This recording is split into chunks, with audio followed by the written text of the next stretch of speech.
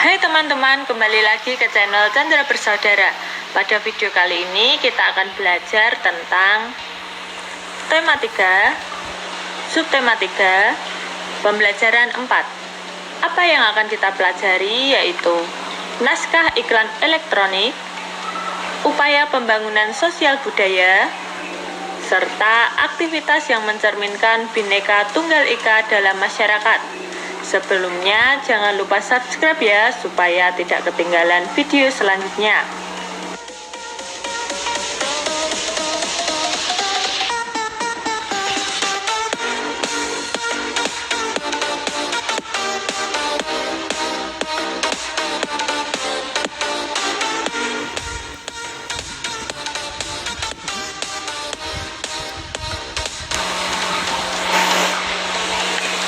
Mari dengarkan percakapan berikut ini. Udin berkata, "Aku tidak menyangka ternyata teman-teman kita memiliki beraneka ragam keterampilan yang luar biasa." Benny berkata, "Betul, Din. Ada yang menulis bahwa ia mahir bermain gitar, ada yang terampil bermain drum, ada pula yang merdu suaranya. Wah, mereka bisa membentuk sebuah band sekolah, Din." Lani menjawab, "Seru sekali ya. Bayangkan kalau di dalam sebuah kelas kita semua hanya terampil bermain drum, tapi tidak ada yang terampil bermain alat-alat musik lainnya, dan bahkan tidak ada yang pandai bernyanyi." Siti berkata, "Itulah salah satu kekuatan keragaman yang kita miliki ya, Lan, bahwa dengan perbedaan yang ada, kita dapat saling mengisi dan melengkapi."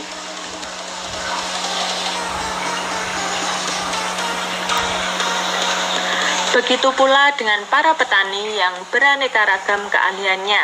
Ada yang memiliki sawah, kebun singkong, kebun jagung, dan lain-lain.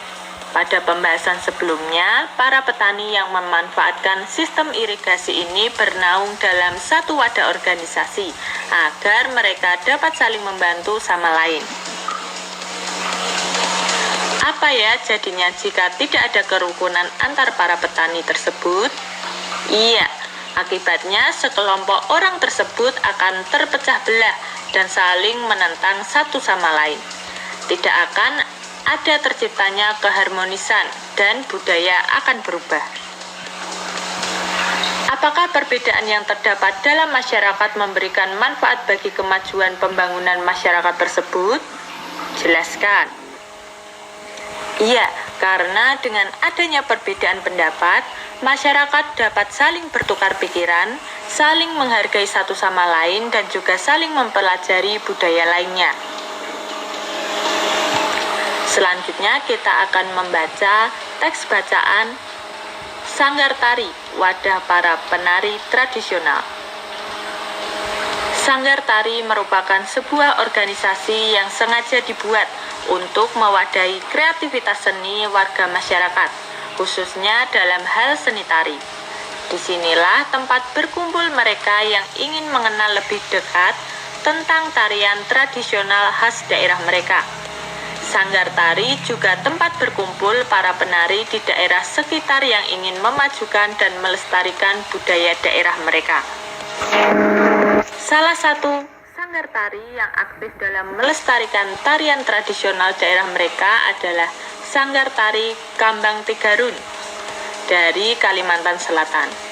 Sanggar tari ini memiliki misi menumbuhkan dan memupuk cinta budaya Nusantara, khususnya daerah Kalimantan Selatan, sehingga tetap lestari. Sanggar tari ini juga menciptakan berbagai kegiatan seni di lingkungan sendiri yang kelak dapat maju hingga jenjang internasional sehingga dapat mengharumkan nama bangsa.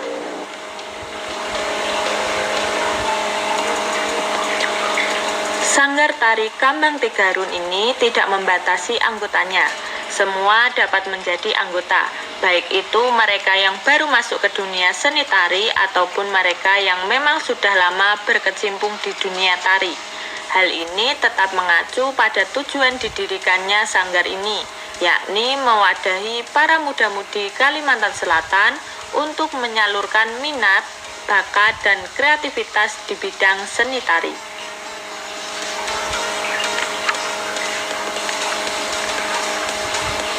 Sanggar tari merupakan contoh sebuah pembangunan sosial budaya, berlandaskan pada keberagaman yang terdapat di dalam keanggotaan organisasi. Sanggar tari ini pun menjalani kiprahnya sebagai sebuah wadah bagi para pemuda dan pemudi Kalimantan Selatan untuk secara positif mengembangkan bakat dan kemampuan diri. Selanjutnya kita akan belajar menjawab pertanyaan-pertanyaan berikut ini. Yang pertama, siapa sajakah yang menjadi anggota di sanggar tari tersebut? Iya, sanggar tari Kambang Tigarun beranggotakan orang yang baru masuk dan orang yang sudah lama berkecimpung di dunia tari. Berasal dari manakah anggota sanggar tari tersebut? Iya, jawabnya para muda-mudi Kalimantan Selatan. Apakah mereka memiliki latar belakang sosial ekonomi yang sama atau berbeda? Jelaskan. Iya, mereka memiliki latar belakang sosial ekonomi yang berbeda karena semua dapat menjadi anggota sanggar tari.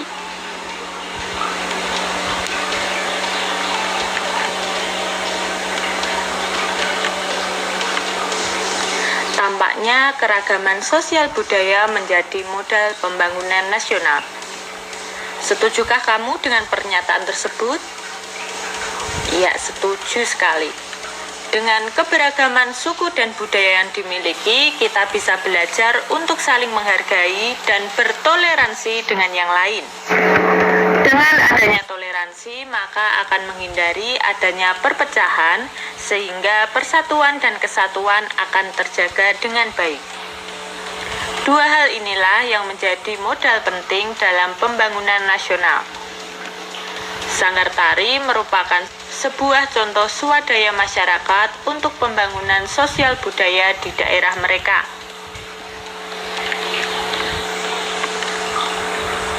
Berikut ini adalah contoh keragaman sosial budaya.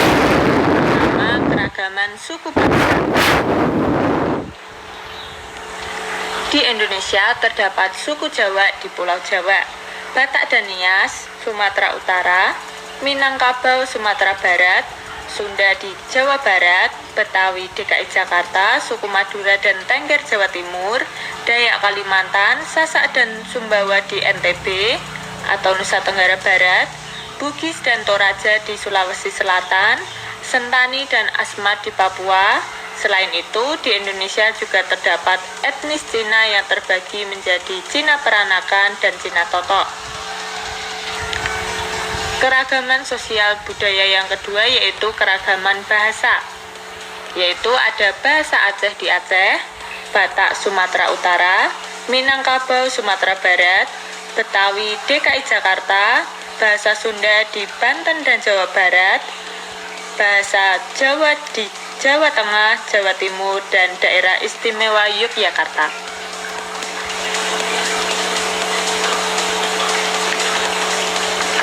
Selanjutnya, keragaman rumah adat tradisional. Ada rumah bolon di Sumatera Utara, rumah gadang di Sumatera Barat, joglo di Jawa, lamin di Kalimantan Timur, tongkonan di Sulawesi Selatan dan Sulawesi Barat, dan honai di Papua. Kemudian ada keragaman pakaian adat tradisional. Ada blangkon dan baju beskap Jawa Tengah, baju surjan dan blangkon Yogyakarta, baju teluk belangan dan daster Riau, ulos dan sabe-sabe Sumatera Utara.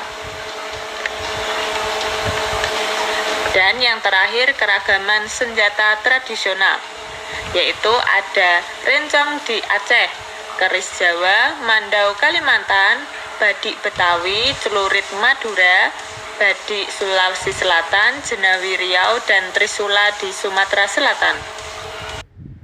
Blibli Histeria 10/10. Lelang banyak barang keren mulai Rp1.000 hanya di Blibli. Setelah mengetahui beberapa keanekaragaman di Indonesia, nah kita akan belajar manfaat keragaman sosial budaya Yang pertama yaitu menarik minat para wisatawan asing dan dalam negeri untuk berkunjung. Yang kedua, mempererat persatuan dan kesatuan bangsa. Yang ketiga, memperluas persatuan dan kesatuan. Yang keempat, menjadi kekayaan budaya bangsa. Dan yang terakhir, nomor 5, menjadi daya tarik para wisatawan domestik dan mancanegara. Nah, untuk menarik minat para wisatawan asing maupun dalam negeri, kita bisa menggunakan iklan elektronik.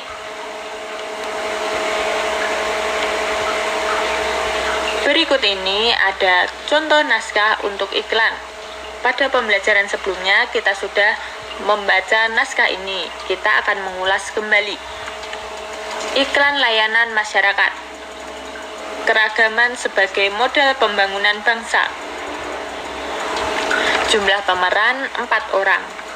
Judul iklan keragaman sebagai modal pembangunan bangsa. Naskah iklan. Adegan 1. 4 orang siswa sedang berada di taman sekolah saat istirahat. Mereka sedang berbincang tentang kegiatan yang akan mereka rencanakan untuk mengisi kegiatan pentas seni di sekolahnya.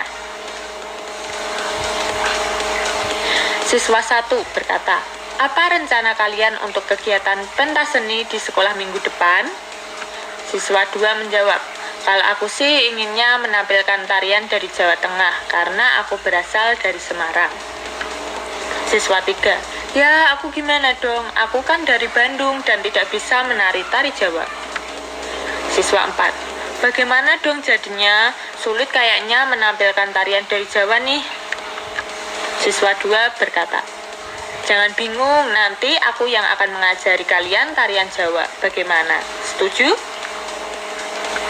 Siswa 1, "Aku sih setuju sekali. Bagaimana kalau latihannya nanti jam 4 sore?" Siswa 2 dan 3, "Setuju." Mereka berempat pun membubarkan diri dan masuk ke dalam kelas untuk mengikuti pelajaran seperti biasanya.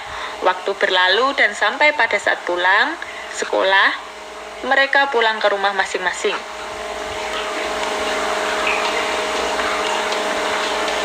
Adegan 2. Tampak siswa 2 sedang duduk di teras rumahnya menunggu teman-teman yang akan berlatih menari. Beberapa saat kemudian 3 orang temannya pun datang. Siswa 2, akhirnya datang juga. "Ayo langsung masuk ke dalam."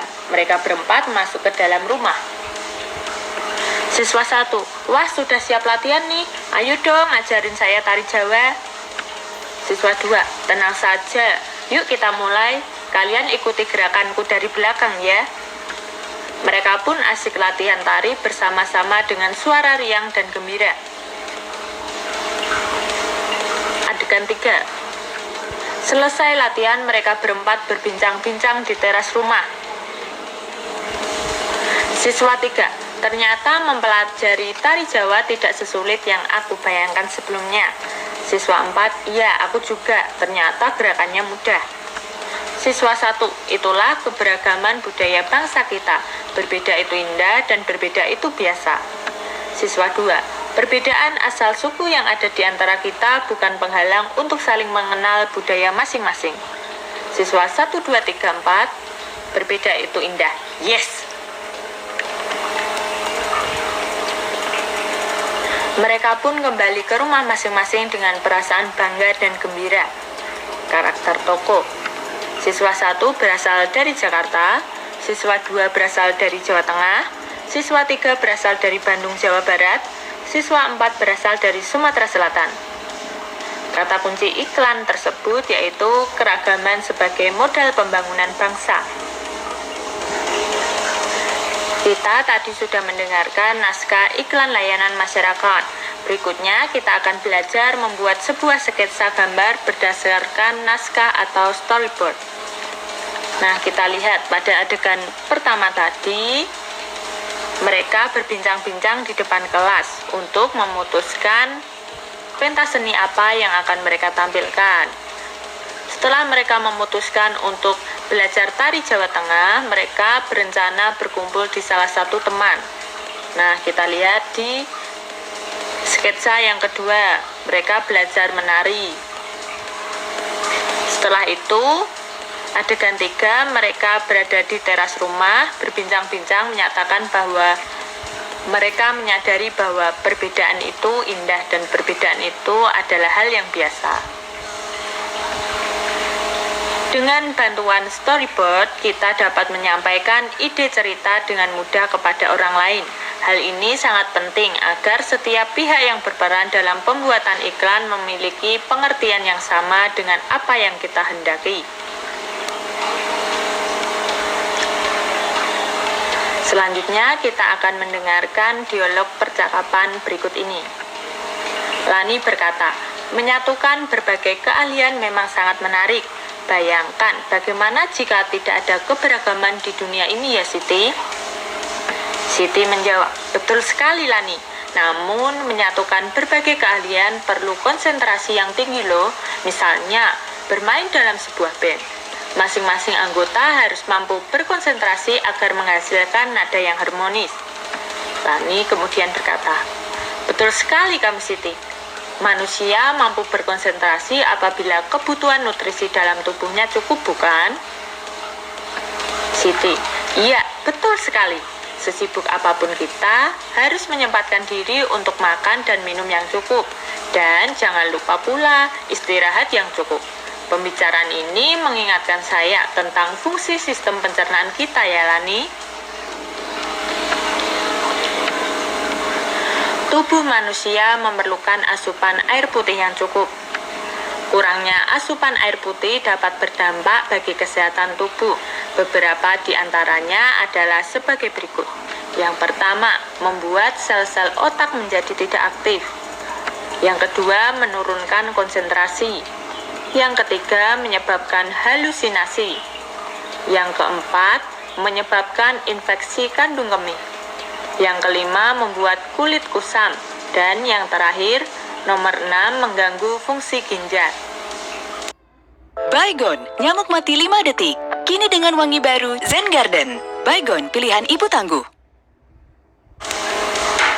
Nah, berikutnya kita akan belajar membuat sebuah ringkasan yang dilengkapi dengan gambar tentang dampak kurangnya asupan air putih bagi kesehatan tubuh.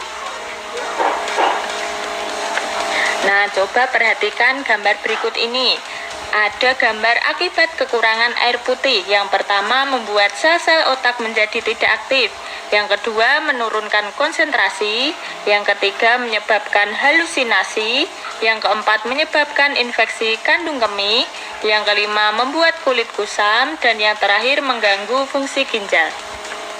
Dengan minum air putih yang cukup berarti telah menjaga jaringan dan organ tubuh agar senantiasa berfungsi secara optimal. Dengan minum air putih juga dapat membantu meningkatkan daya tahan tubuh sehingga dapat terhindar dari berbagai penyakit berbahaya. Demikian pembelajaran pada video kali ini, semoga bermanfaat ya, dan sampai jumpa di pembelajaran berikutnya. Bye-bye.